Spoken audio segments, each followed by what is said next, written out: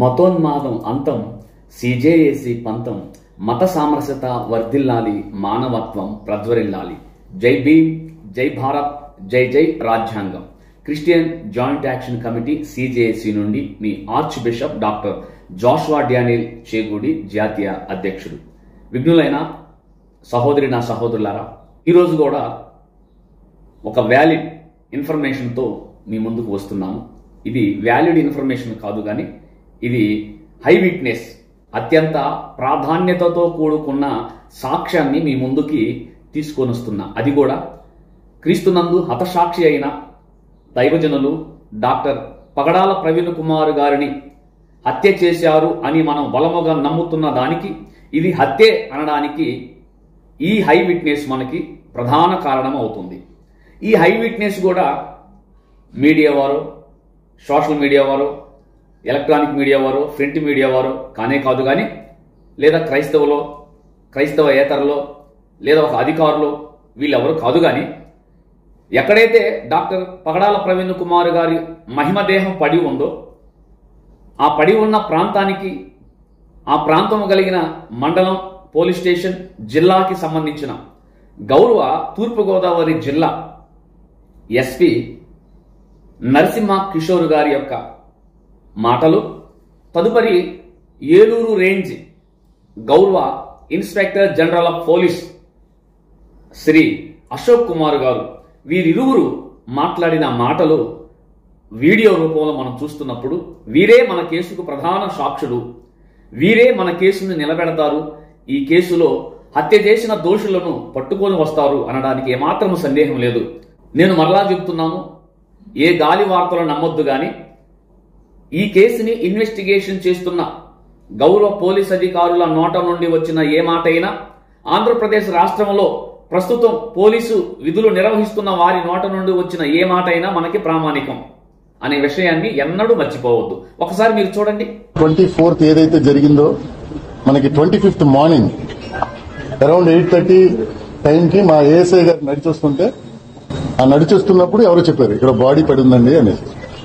చెప్పిన తర్వాత ఆయన దగ్గరికి వెళ్ళి చూసిన వెంటనే పోలీస్ స్టేషన్ తెలియజేశారు. ఎస్ఐ గారు ఇమీడియట్ గా రష్ అయ్యారు. ఎప్పుడైనా ఒక డెత్ అవ్వగానే వెంటనే మనకి ఎవరో తెలియదు కదా, సో ఇమీడియట్ గా VROని పిలిపించుకున్నారు. అలాగే డెత్ అయిందా లేదని చూడడానికి కూడా డాక్టర్ని పక్కనే ఉన్న హాస్పిటల్ నుంచి పిలిపించుకున్నారు. పిలిపించుకొని వారు ముగ్గురు కలిపి డిస్కస్ చేశారు. అక్కడ మొబైల్ పడి ఉంది. మార్నింగ్ 8:47కి ఇది డయల్ 112 కాల్ వచ్చింది. ఒక డెడ్ బాడీ పడి ఉంది ఒక మోటార్ సైకిల్తో పాటు అని చెప్పి ఇన్ఫర్మేషన్ వచ్చింది. ఒక ఇన్ఫార్మెంట్ ఎవరు ఒక ఫోన్ చేసి చెప్పారు. ఆ ఇన్ఫర్మేషన్ మీద అక్కడికి పోలీస్ స్టాఫ్ వెళ్ళి వారిని ఎగ్జామిన్ చేసి అక్కడ సీన్ ఆఫ్ ఆఫెన్స్కి వెళ్ళి అక్కడ పడి ఉన్న మోటార్ సైకిల్, ఒక డెడ్ బాడీని ఎగ్జామిన్ చేయడం జరిగింది. దేవునికి స్తోత్రం కలుగునుగాక. ఒక అద్భుతమైన సాక్ష్యం ఇది మనకి. ఎందుకంటే తూర్పుగోదావరి జిల్లా గౌరవ ఎస్పీ వారు 24వ తారీఖున పగడాల ప్రవీణ్ కుమార్ గారు ప్రభునందు నిద్రించారు. అక్కడ డెడ్ బాడీ ఉన్న సంగతిని మార్చి 25వ తారీఖు 2025వ సంవత్సరంలో ఉదయం 8:30 గంటలకు వారి యొక్క ఏఎస్ఐ గారు అటు నుంచి వెళుతున్నారు అంట. వెళుతూ ఉంటే ఎవరో వచ్చి, అయ్యా అక్కడ ఒక డెడ్ బాడీ పడి ఉంది అని సమాచారం ఇచ్చారు అంట. అప్పుడు ఏఎస్ఐ గారు హుటాహుటిన ఘటనా స్థలానికి వెళ్లి చూస్తే ఒక డెడ్ బాడీ పడి ఉంది. వెంటనే ఏఎస్ఐ గారు పోలీస్ స్టేషన్కి ఇన్ఫర్మేషన్ ఇవ్వగా ఎస్ఐ గారు వెంటనే స్పందించి డెడ్ బాడీ దగ్గరికి వచ్చారు అని చెప్పారు. బాగానే చెప్పారు ఎస్పీ గారు. అయితే ఆ సమయంలో ఆ ఎడారి ప్రాంతంలో ఏఎస్ఐ గారికి అటేమి పని? ఏఎస్ఐ గారికి ఎవరు చెప్పింది? ఆ చెప్పిన వ్యక్తి పేరేమిటి? అవి మాత్రం వెల్లడి చేయరు.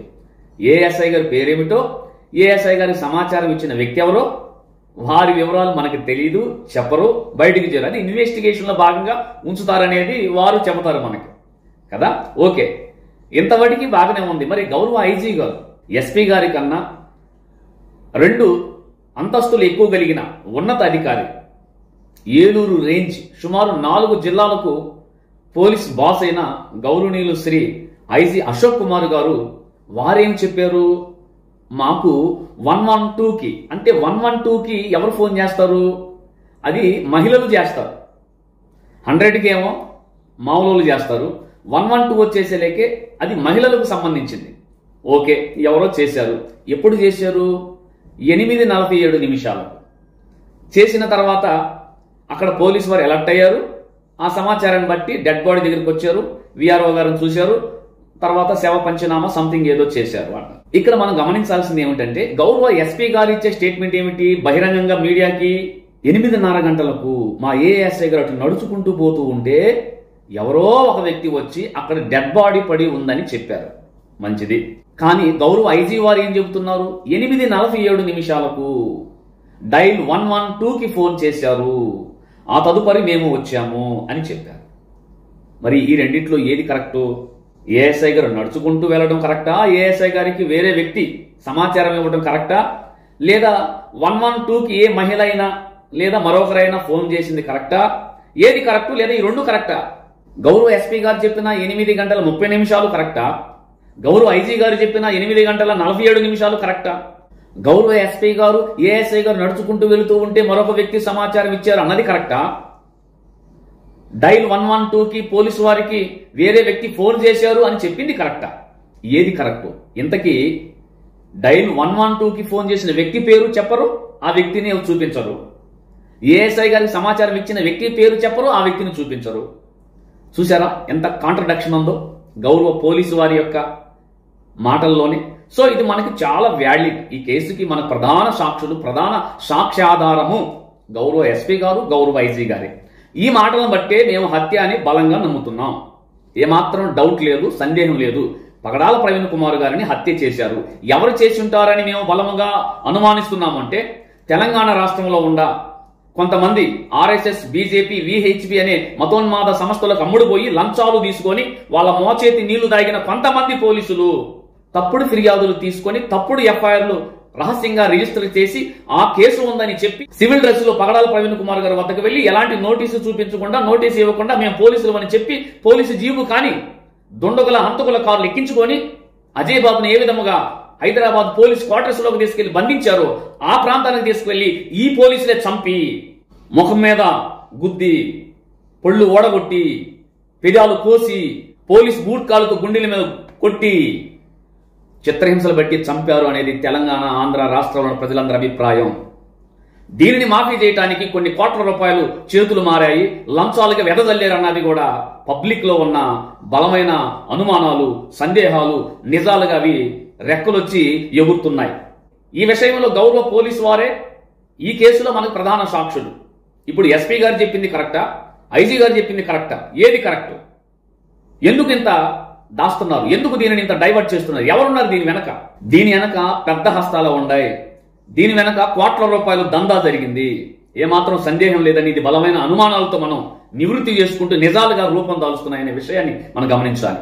గమనించండి, గౌరవ పోలీసు వారిని మతోన్మాద శక్తులు అడ్డం పెట్టి మన మీదే తప్పుడు ఫిర్యాదులు తీసుకొని తప్పుడు ఎఫ్ఐఆర్లు రహస్యంగా నమోదు చేసి మన మీద రెక్కి నిర్వహించి ఇంట్లో ఒంటరిగా ఉన్నప్పుడు, వీధులలో ఒంటరిగా ఉన్నప్పుడు, చర్చిలలో ఒంటరిగా ఉన్నప్పుడు హఠాత్తుగా పోలీసులు అంటూ పోలీసులు డ్రెస్ వేసుకోకుండా పోలీసు వారి కారులో కాకుండా ప్రైవేటు కారులో హఠాత్తుగా వచ్చి మనల్ని పట్టుకొని ఆ కారులు ఎక్కించుకొని ఎక్కడికి తీసుకువెళ్తున్నారో చెప్పకుండా ఎక్కడో ఒక చోట బంధించి ఈ విషయం పబ్లిక్ కాకపోతే, పబ్లిక్ అయినా ఈ విషయాన్ని పట్టించుకోకపోతే కిడ్నాప్ కాబడిన పాస్టర్ గారిని చంపి దానిని తాగుబోతుగా చిత్రీకరించి, యాక్సిడెంట్ గా చిత్రీకరించి పాస్టర్లను, క్రైస్తవులను, సమాజాన్ని భయభ్రాంతులకు గురి చేయడానికి కుట్రదారులు కుట్ర చేస్తున్నారు. ఇందులో ప్రధాన హంతకులుగా మేము బలంగా నమ్ముతున్నాం. తెలంగాణ రాష్ట్రంలో ఉన్న సిసిఎస్ పోలీసు వారైనా, టాస్క్ ఫోర్స్ పోలీసు వారైనా, ఉప్పల్ పోలీసు వారైనా, అలాగే తుకారాం గేటు పోలీసు వారైనా,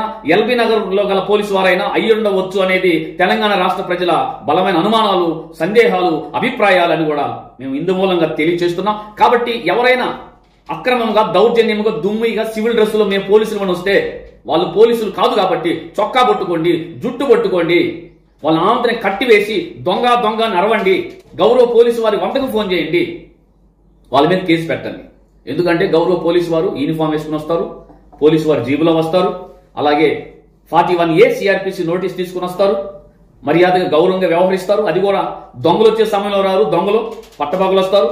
మనకి నోటీస్ ఇచ్చి మన సంబంధితులకు ఇన్ఫర్మేషన్ ఇచ్చి వాళ్ళు గౌరవప్రదంగా ట్రీట్ చేస్తారు. వీళ్ళు నిజమైన పోలీసులు కాబట్టి వాళ్ళకి సెల్యూట్ చేద్దాం. దీనికి భిన్నంగా వచ్చే ఏ ఎదవనైనా చొక్కా పట్టుకొని మీరు ఏం చేస్తారో చట్ట పరిధిలో చేయండి. ఎందుకంటే మన ప్రాణరక్షణ కొరకు, ఆత్మరక్షణ విషయం మనం ఏమైనా చేయొచ్చు, చట్టం చెబుతుంది.